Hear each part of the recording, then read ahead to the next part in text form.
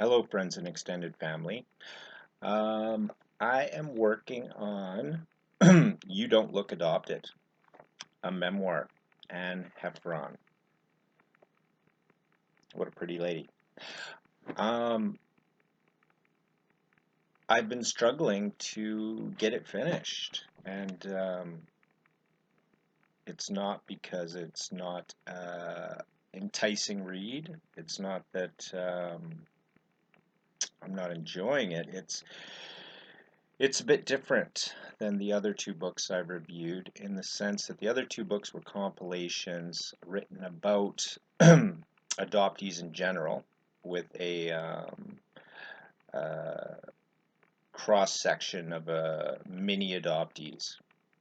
This book is the adoptee herself and taking us into her world, taking us into her journey, and exposing her vulnerabilities, which I can relate with. Um, I find it a very honest um, look at adoption, and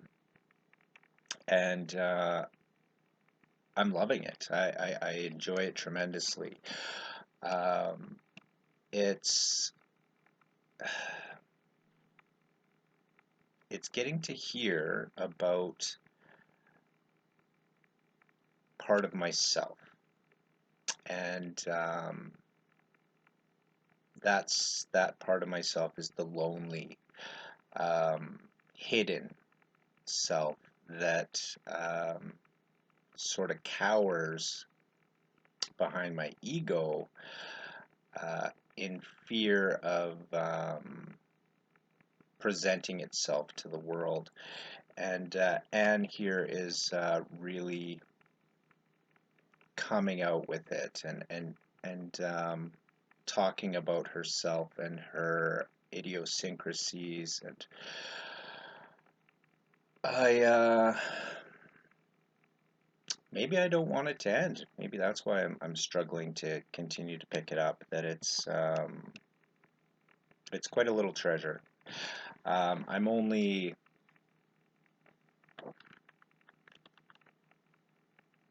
40 pages in. Normally I'll take on 50, 60 pages at a time, but I've been taking it in slowly, and I highly recommend it. It's so far it's a wonderful look. Um, I noticed she brought up I think it's John Campbell and his book, the what is it, The Thousand Faces of something. Uh, Joseph Campbell. Yeah, that's it. Um, and I'm a fan as well. I've watched some of his series that are on Netflix. I've read a little bit of his stuff, listened to a few audiobooks, and I also uh, subscribe to that sort of material in that the adoptee is on a hero's journey in the sense that they've been taken from their home elsewhere, and what will they do about that? Will they make their way back home? Will they, struggle to adjust to their new environment? How will that new environment treat them, etc., etc.? And it's sort of a terrifying idea that you send a baby out for this most harsh of initiations into the world. I often compare adoption, and I think I've said it numerous times, that it's very much like the old Viking tradition of throwing the babies into the ocean to sink or swim, um, because swimming is a natural biological function. So, uh, anyways, that's sort of how I view adoption sometimes. And the funny part about it is that it's I've also compared it to that, the baby swings, the adoptee or the baby swims back to shore, metaphorically speaking, and is sometimes kicked back in, pushed back in, thrown back in. So uh, there's a whole other level of the Viking tradition in that, yeah, you sink or swim back to shore, and then discover, well, you're not coming back up on shore. So better swim to the other side of that ocean or that lake, because you're no longer welcome on this shore. This wasn't just an initiation; it was a throwaway. That it's hard issues. I also wanted to comment because I do hear often from adoptees and other people in this sort of scenario that they struggle oftentimes with eating disorders, and I've talked about it a little bit before, and I think when you're talking about Joseph Campbell and eating disorder all within a couple pages of one another, there's a reason for that. I watched another of my mentors in depth psychology go through a situation where he was in a struggle, and he was mentioning protesting in the form of a hunger strike. Now, I think when we talk about the hero's journey, hunger strikes, eating disorders, these sort of things, we look at it as a very basic carnal sort of situation to do with our body and health and these sort of things. But I think it's important to recognize that fasting, which done in certain situations where there isn't the actual intent of the religious ceremony of fasting. So when we talk about eating disorders, well, there's fasting going on, you know, um, and there is a religious component to that. And I think anyone struggling spiritually um, finds their way to a place where their hunger is decreased, or they're turned off by food, or they end up in a situation where they're semi-starving themselves in comparison to the Western consumerist, materialistic sort of eat, eat, eat, consume, consume, consume attitude. In no way, shape, or form do I think, the average person needs to eat 3 meals a day in the current paradigm, whereas, manual labor is not the work of many people. Many people are sitting in a desk. So I guess the question then becomes, I mean, does a person sitting in a desk and a person working manual labor both require the same amount of food in a day? And I say no.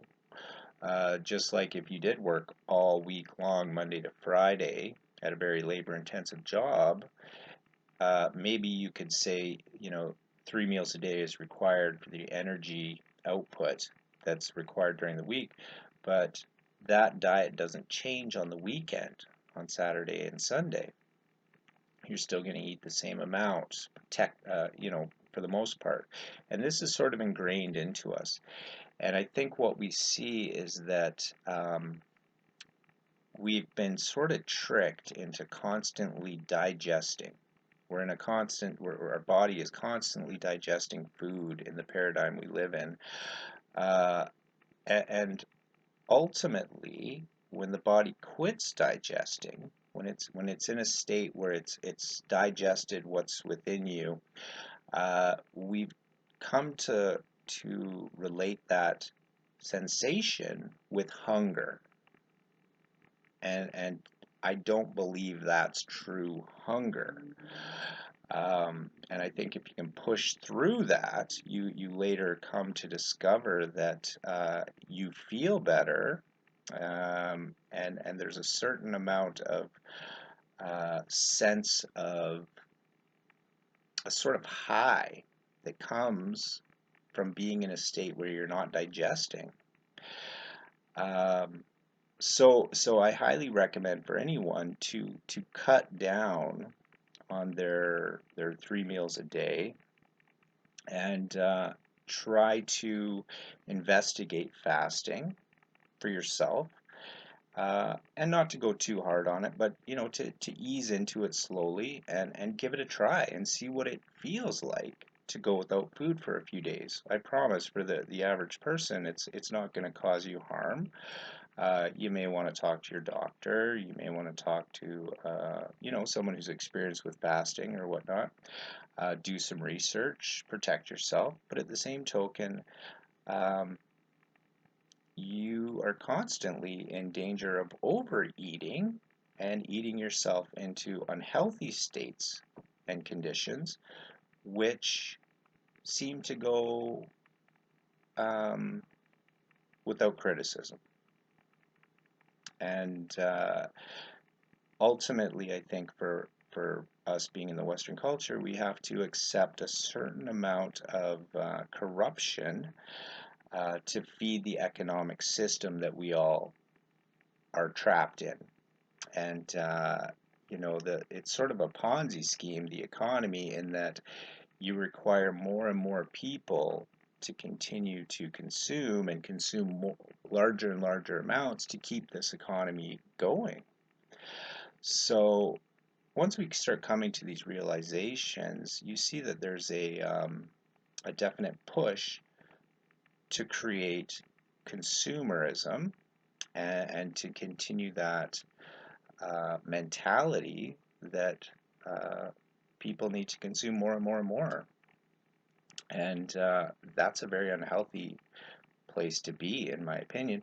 And again, that will relate back to how I view the big push for adoption, in the sense that although it's a spiritual deficit, having the loss of the family, sort of a mental loss as well, I think, that creates this sense of need that is unknown to the adoptee. And in that, the adoptee's natural tendency is to try to fill this hole, and it does that through consumption. So thank you, Anne, for sharing some of this with us. And although you talk about controlling your eating and things like that as a sense of control, um, I feel like it kind of went hand in hand with your search, and you're reaching into the unknown for something. And I somehow feel that the fasting manifests as a sort of way to a higher state of being and thinking, that allows some more clarity sometimes and revelation in your journey. And I have seen, I think Anne Heffron is in some of the Facebook groups I belong to. So I would throw it out to her and ask, if after writing this wonderful memoir, if there was a sense of relief that came with that. Because I know for myself, I also have felt a need to write out my entire story, and I haven't done that. Although I've put bits and pieces of it onto my YouTube channel here, I've never gone in a full timeline and written it all out. And in actuality, I was a little bit surprised about her writing style here, where she sort of jumps around a little bit. You know, she's telling a bit of one story and then it jumps to another portion of the story back and forth.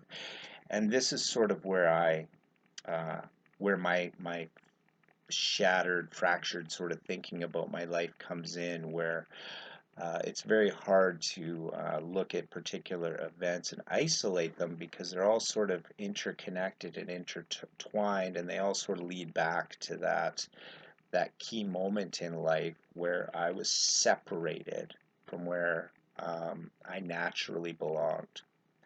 So I apologize for taking so long with this, and I will try to commit myself to getting the entire book read.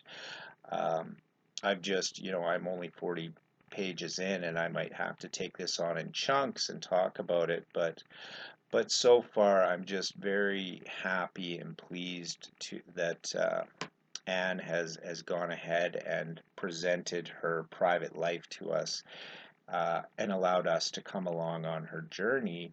And there's a real sense of camaraderie that I feel for her.